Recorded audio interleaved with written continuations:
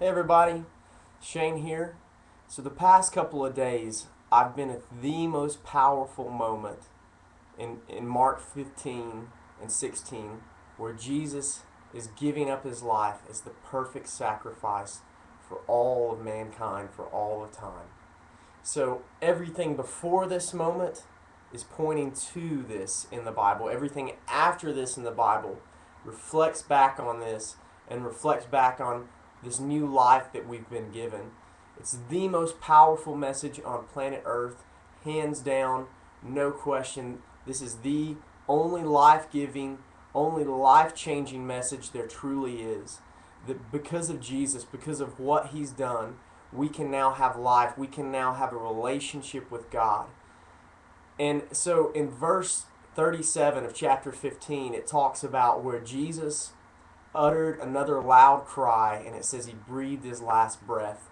And it says, in that moment as he died, the veil in the sanctuary of the temple was torn in two. So this is important because before this, a priest who had carried out all the ceremonies and rituals and was considered clean by the way of the law would have been the one who would go into the Holy of Holies, would have been the one who would have went into the sanctuary and went into the presence of God and would have given up sacrifices for the rest of us. But you and me, most of us, unless we were those priests, would not have been able to go into the presence of God, would not have been able to experience God in all of his fullness as we do now. Because what happened when Jesus gave his life is that he actually became the high priest. And he talked about how he would destroy the temple and rebuild it in 3 days. What he was actually talking about was that he was going to make us the temple, that he was going to make the believer his temple, and he was actually going to be our high priest, and he was going to come live inside of us.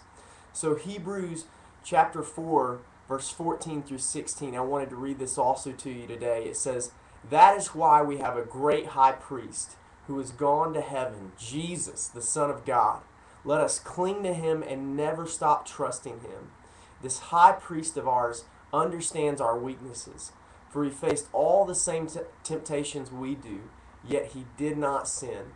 So let us, and this is the important part here, let us come boldly to the throne of our gracious God. There we will receive his mercy, and we will find grace to help us when we need it." So because of Jesus, because of what he's done, we can now come boldly before the throne of God. We can now come boldly and stand before God.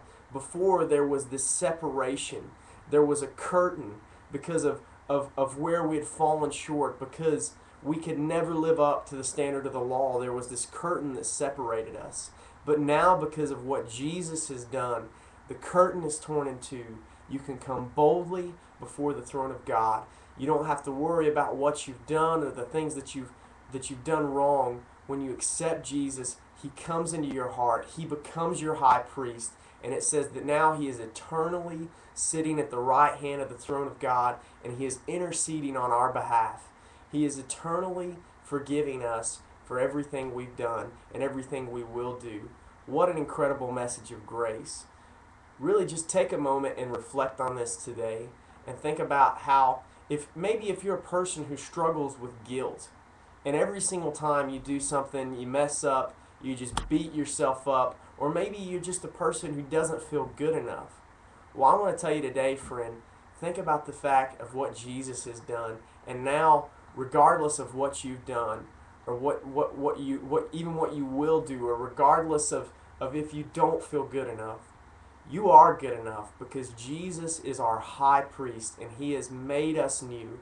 He's created us new, and we can come boldly before the throne of God. Think about it. Thanks.